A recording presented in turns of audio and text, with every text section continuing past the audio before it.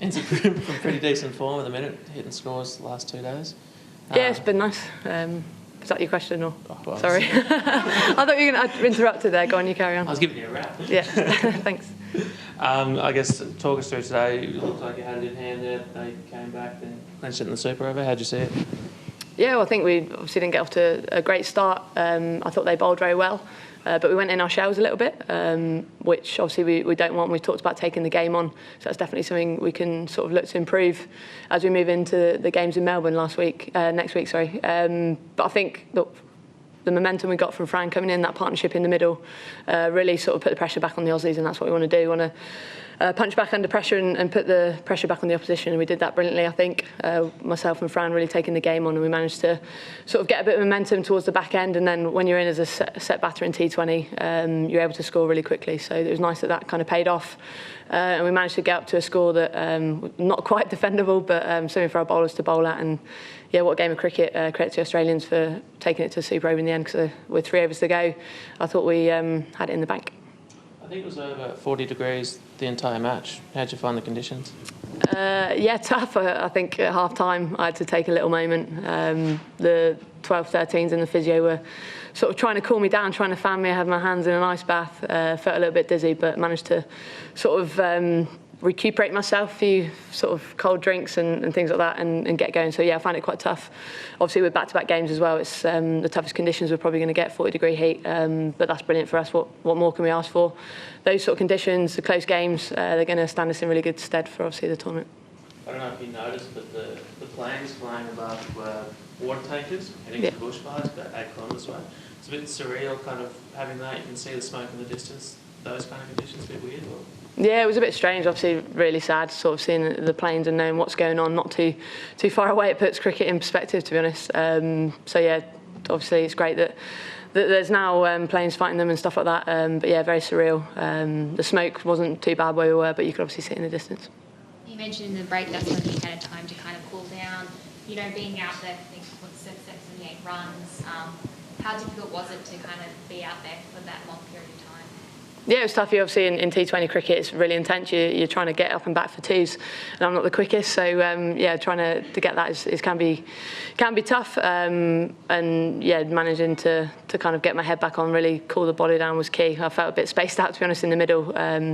Towards the back end and in between the breaks, so that was really key. And I spoke to some of our senior players, making sure they were sort of really on the field, and they were brilliant. Nat and Catherine in particular really helped me out there today. Obviously with being a bit spacey, but I managed to get my head on and be able to captain, and really pleased with the girls and how we fought and took it to a very close finish in the end, and come out on top as well. It was really pleasing. I guess, you know, that partnership with 114 runs, you know, talk us through that and kind of how crucial was that to you guys today? Yeah, really crucial. We weren't in a great position with 10 to go, but we sort of talked about getting 8s and 9s, 1 boundary and over, and we seemed to keep getting those sort of big overs above sort of 8, which was great. Fran was brilliant. She really took the game on and helped me a lot. So yeah, that was what we were aiming to do, just keep it really simple, stick to our strengths, and then when you get to the back end, just try and get as many as you can.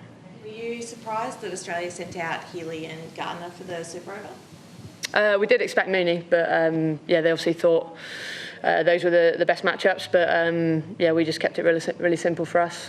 Sophie was always going to bowl it, and if you get runs in the game, usually it's easier to get runs in the Super Over. We actually practiced a lot as well, which was really useful. Lisa's set up that brilliantly. We had probably 4 Super Overs in La Manga. They actually went dreadfully for me. I think I got 2 ducks and a 1. So yeah, nice to be able to do it successfully for a change. And we also practiced against ACT the other day, so we've prepared for that really well. You got a few big wickets for Sarah Glenn today. What sort of addition has she been to your side? Yeah, she's been great.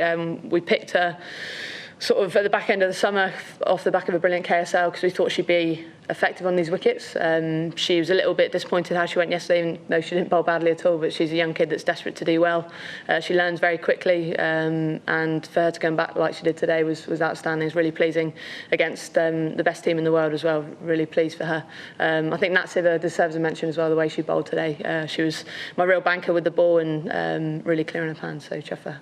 How's Anya's foot?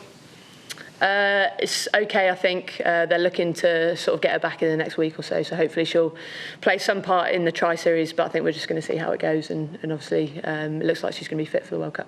What has she done to it? I'm not actually sure, something to do with her toe. I stay as far away from Annie's feet as I can usually, so yeah, it's just something to do with her toe. And how much has Sophie Eccleston come on in the past couple of years as a T20 bowler in particular? She's come on brilliantly. We've given her loads of responsibility, particularly in T20 cricket, and she knows her game inside out. She keeps it really simple, and she's a captain's dream. You can bowl her at any time of the innings. Whenever I need a wicket, it's usually her that I go to. So yeah, for a kid at 21 to take that on her shoulders, and she does it with a smile on her face as well, which is always nice.